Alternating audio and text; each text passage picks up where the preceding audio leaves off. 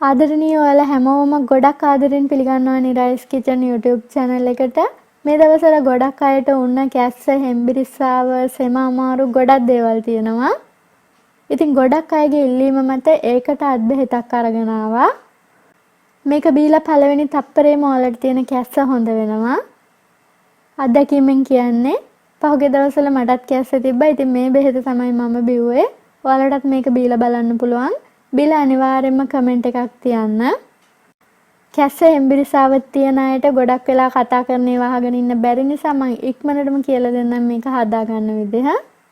සුදු ලුණු බික් එකක් සුද්ධ කරලා අරගෙන තියෙනවා. පොඩි කුරුඳු කෑල්ලක් අරන් තියෙනවා. ගාම්බිරිසට 10ක් විතර ගන්න. මේක අවුරුද්දට වඩා වැඩි දරුවන්ට දෙන්නත් පුළුවන්. සාමාන්‍ය දෙහිගෙඩියක් අරගෙන තියෙනවා. පොඩි ඉඟුරු කෑල්ලක් අරන් තියෙනවා.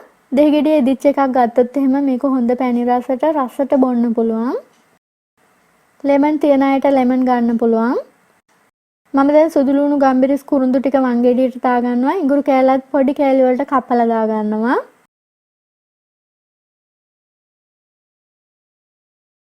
දැන් මේ ටික හොඳට කොටා ගන්න ඕනේ.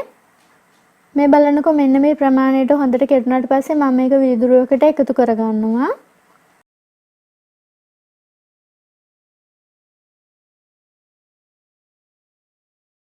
මම මේකට වියලි කහකුඩු චූට්ටක් එකතු කර ගන්නවා. ගෙදර කොටපු කහකුඩු තියනවා නම් ගොඩක්ම හොඳයි. වියලි කැස්ස තියන අයට මේ කහකුඩු එකතු කරගන්න එකෙන් ඉක්මනටම කැස්ස අඩු වෙලා යනවා.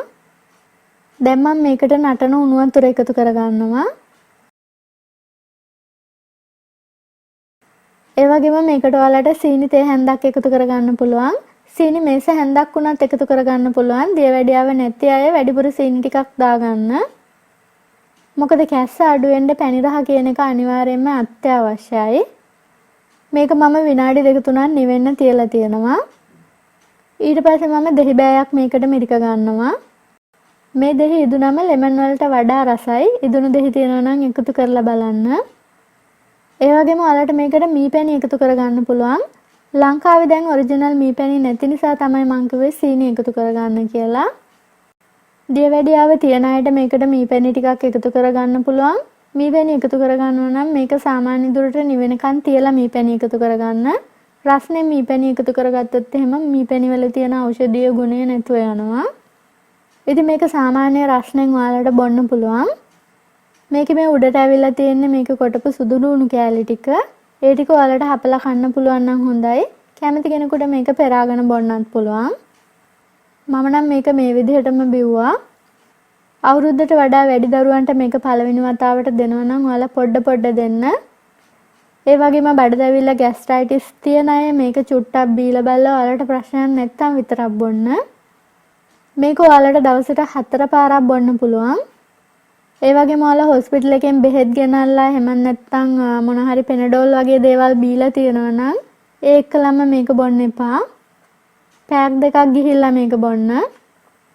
මේක බොන්න ඕන දවස් ගාන කියනවා නම් ඔයාලා දවස් 3ක් විතර එක දිගට ඔයාලට පුළුවන් නම් බොන්න. උගුරේ තියෙන සෙම, නහය බර වීම, මේ වගේම සෙම නිසා තියෙන ඔළුව කැක්කුම් ඔක්කොම අඩු වෙලා යනවා. තවත් වටිනා වීඩියෝ එකකින් හමු වෙමු. ඔයාලා හැමෝටම දීර්ඝායුෂ වේවා.